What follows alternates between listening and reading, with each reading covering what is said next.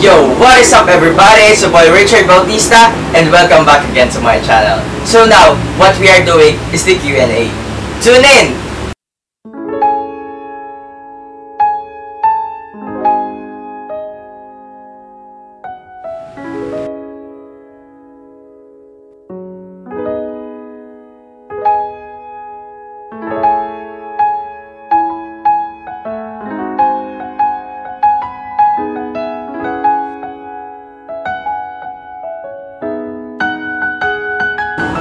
Okay, let's go!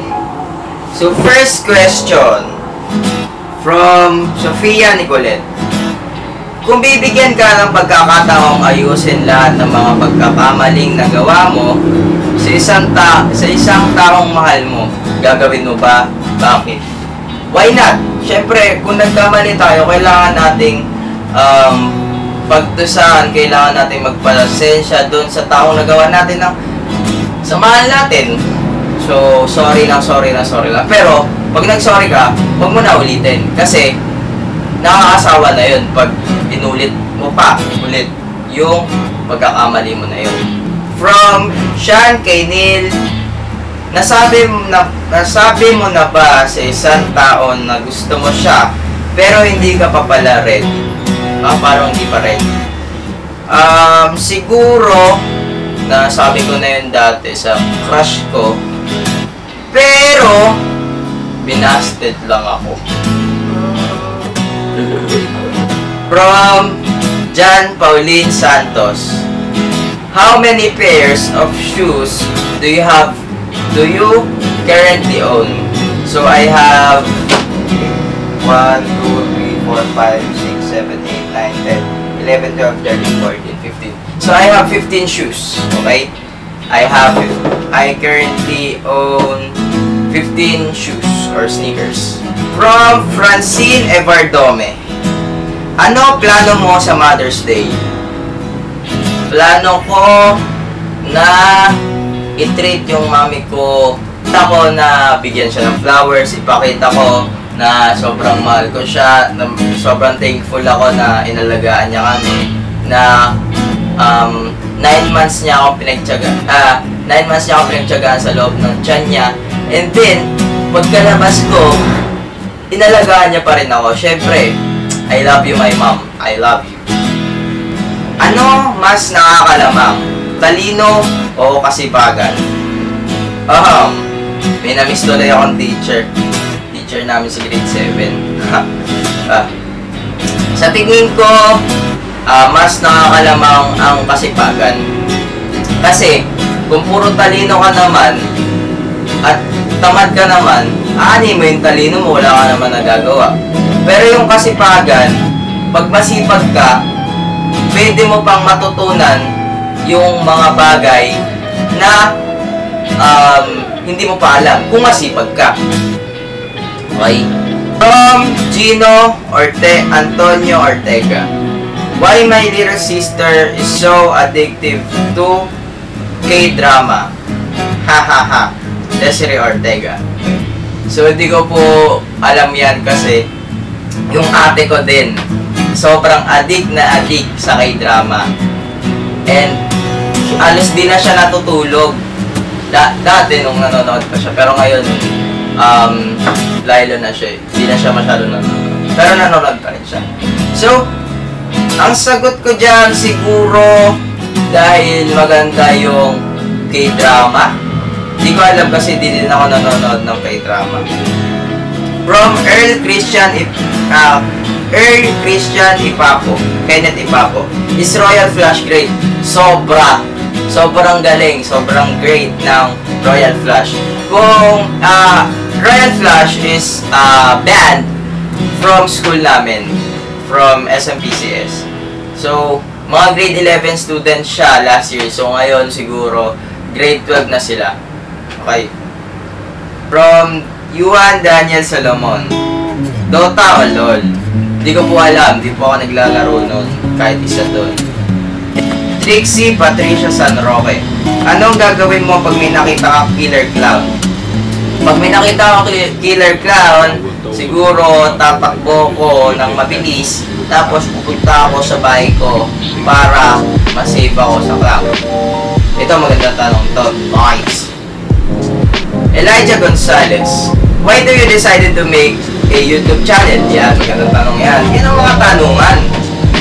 So, nung bata ako, hanggang ngayon naman, mahilig ako manood ng YouTube videos. So yun, na-inspired ako, kaya ako gumawa ng YouTube channel and gusto ko gayahin sila. So, fun fact lang, kaya ko isang buong araw na manood lang ng YouTube videos. Oo. Nakukumpleto ko, hindi nakukumpleto yung araw ko nang hindi nakakapanood ng YouTube. From Arlene May Milan, takot ka ba sa palaka? Maybe. From Diego Luis Dizon, favorite team sa NBA? Cavaliers, Cleveland Cavaliers. LeBron James. From Julian Nicole Santarofina, what editor are you using to edit your videos on YouTube? Ang ginagamit ko usually ngayon, Power Director. Pero pag minsan, iMovie. Pero mahirap kasi sa iMovie. And then, next time, gusto kong i-edit yung videos ko sa Premiere Pro or either sa Premiere Pro or sa Final Cut Pro. LJ Estabes, bakit ang ganda ko? Charot. Kung mabibigyan ka ng pagkakataon ng makapunta sa isang bansa, anong bansa iyon at bakit? Okay. So, I have two countries na gusto kong puntahan. So, first is New York. And second is America. Ay, hindi. First gusto ko sa New York. Second sa LA. Alam ko sa isang bansa lang yun, pero magkaiba sila. So, okay. So, gusto ko makapunta sa LA and New York kasi paano ba? Mas nabibigyan pansin yung mga YouTuber doon. Mas sumisikat yung mga YouTuber pag doon ka naka-base. Kasi parang halos lahat ng tsaka yung fashion statement din ng New York ay sobrang ganda. Okay? Ibalak po ba kayong gumawa ng mall tour dito sa Pilipinas? From Giancarlo Pineda. Sana akong papalarin kung gano'n na akong kasikat. Anong favorite mong ulam? From Christine Ann Reyes. Ang favorite ko po ay kare-kare. Yan, kare-kare ni Mami. From RV5, ilan mo? Hindi ko masyadong sigurado kasi hindi ako nagbibilang ng nunal. From Chelsea Buwan, your fashion style. Yan, maganda yan. So, as you can see, nakikita nyo dito, mga damit ko to. So, yung mga fashion style ko is about sneakers, hype na mga damit, katulad Adidas, katulad nito. And gusto ko pala ng nagre-relay lang ako sa kulay na white, black, tsaka gray. So first na damit ko ito, so the Adidas. So yan, puro gray yan. Puro gray, diba? Yan, jacket. So susunod is white. Nasusunod mga pants ko, puro black. Yan, puro black pants. What you can say about me? From Joaquin Villanueva. Napakabait, joker, ano pa ba? Basta, napakatinong bata, napakatinong tao niya po. Joaquin Villanueva. Kilala ko. Ito ay grade 9 na magiging grade 10 na ngayon sa school namin. Ano masasabi mo sa akin? Idol kita. Diego Luis Dizon. Okay. From Christian Ramirez de Castro. Kung papipiliin ka, gatas ng baka o gatas ng aso? So, wala po ako mapipili dyan kasi hindi naman ako umiinom ng gatas. paano ba? Hindi ako fan ng gatas kasi parang lagi ako nasusuka whenever I drink a meal. Lagi ako nasusuka pag uminom ako ng gatas. Ewan ko, simula siguro ng grade 3, grade 2, di na ako uminom ng gatas. Kaya medyo malambot yung Angelo Garcia. Kailan magre-retire si Dagul sa Going Bulilit? Wala na atang balak yung mag-retire sa Going Bulilit. Alan Vincent Villanueva. Ilan ngipin mo, kuya?